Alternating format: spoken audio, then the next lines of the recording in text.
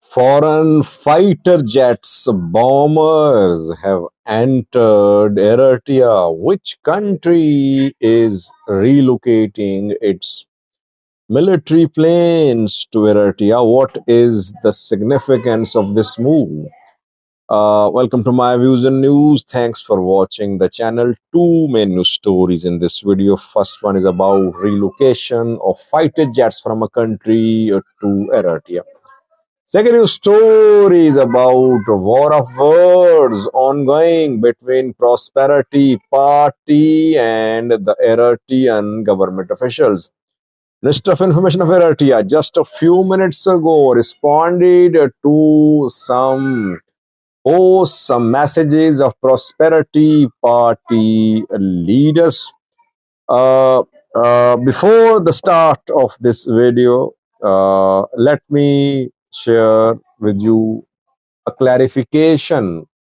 Several viewers said, Sajid, some contacted me, they said, Sajid, why didn't you broadcast the last night's virtual meeting by Ethiopian opposition figures? It means that you support the ruling party. They said Sajid, Ethio Forum, Rayot Media, some Amhara news outlets, all broadcast the opposition gathering. Are you pro-Abiy? Well, did I ever broadcast any Prosperity Party event? Did I ever broadcast any speech of Ethiopian PM? No. I am neutral. I want to be neutral. The news outlets which gave coverage to opposition leaders' virtual meeting are generally pro-opposition. They support opposition groups in Ethiopia. I am not part of supporting Abiy or opposition. I am neutral. That is why I won't let my platform to be used by any group, whether PP or opposition. No one is welcome. If I open up my platform, I should open up for both of them. If I today give coverage to opposition's meetings, tomorrow I should give coverage to Prosperity Party's meetings too. So it's better to keep the channel free from such coverages. Back to the two main topics. Firstly, a war of words is ongoing between Prosperity Party and the Eritrean government officials, ongoing for several days, and now it's clear that they claim to be restrained. They claim that they are not resorting to provocation, but in the statements, both Prosperity Party leaders and Eritrean government officials are not pulling any punches. They are severely criticizing each other. Yemane Gebremeskel, Minister of Information of Eritrea, responded to some statements and messages by Ethiopian ministers. Berhano Mlengi, Ethiopian minister from Oromia, yesterday quoted remarks of the Ethiopian PM about sea access, and he said it's geopolitical betrayal, it's injustice what happened, that Ethiopia was deprived of sea access.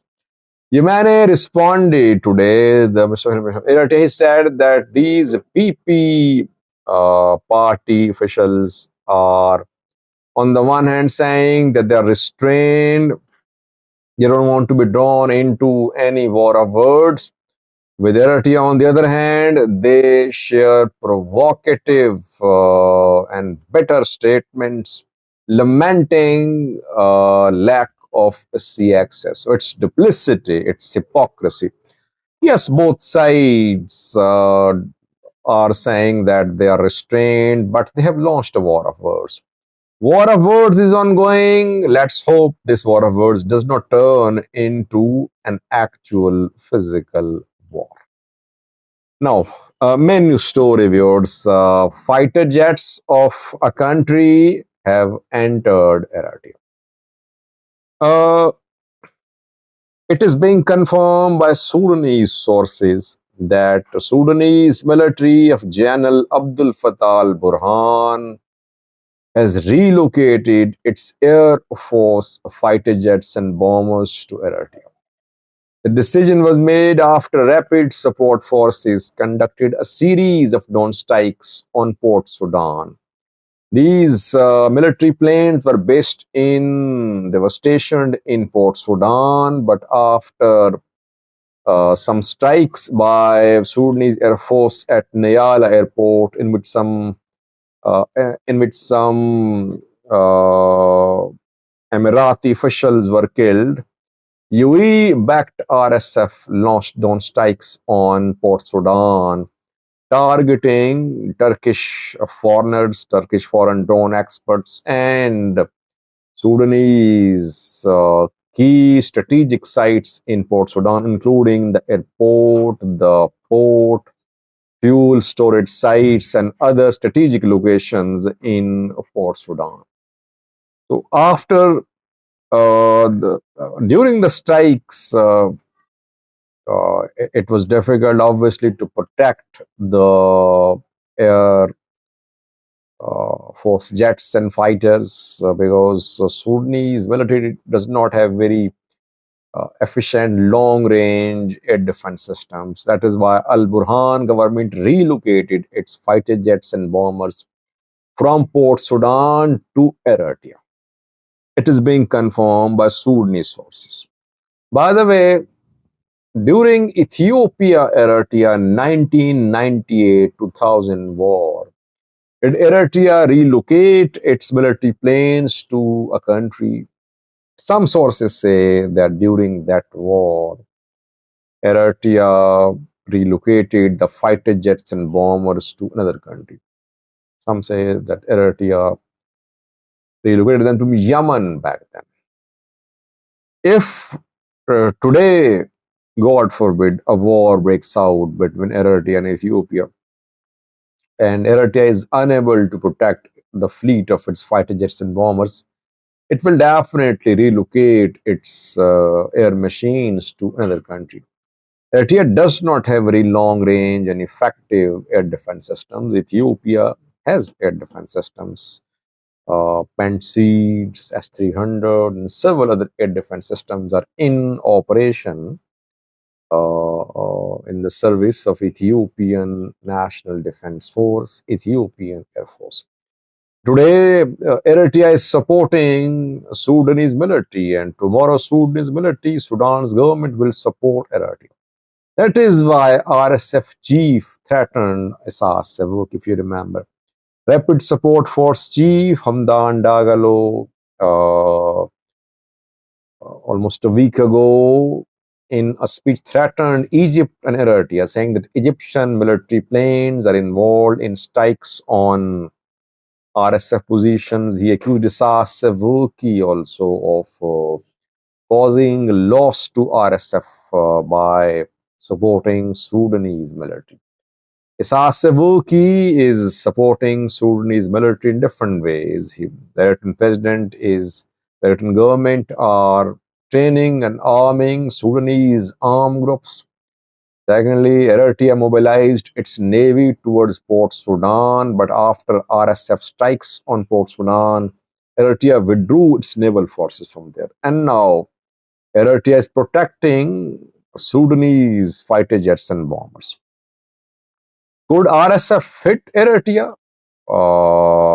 Yes, if Eritrea does not stop supporting Sudanese military, RSF might consider hitting Eritrea.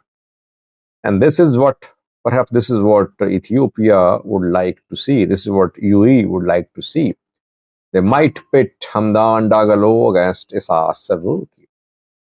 A senior Ethiopian delegation also visited Sudan almost a week ago.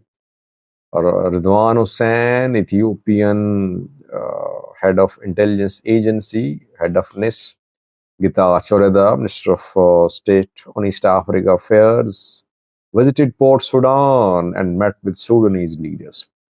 Reportedly, the Ethiopian leaders raised the question of growing activity of Tigray fighters, Army 70, on Sudanese soil. Secondly, the Ethiopian delegation raised the issue of growing Eritrean influence in Sudan, which is being seen by Ethiopia as a threat to its sovereignty, keeping in view that Eritrea is training Sudanese armed groups. It is heavily involved in what happens in eastern Sudan. It is backing a three-party alliance in eastern Sudan. Eritrean Navy was deployed, as I said, to Port Sudan. So Ethiopia concerned that this growing Eritrean footprint in Sudan could be a threat to Ethiopia, keeping in view that through Sudan, Eritrea could support Ethiopian opposition armed groups like Ola and Fano. Already, it's happening that Eritrean side is supporting Ethiopian opposition groups, especially Fano fighters of the Amhara.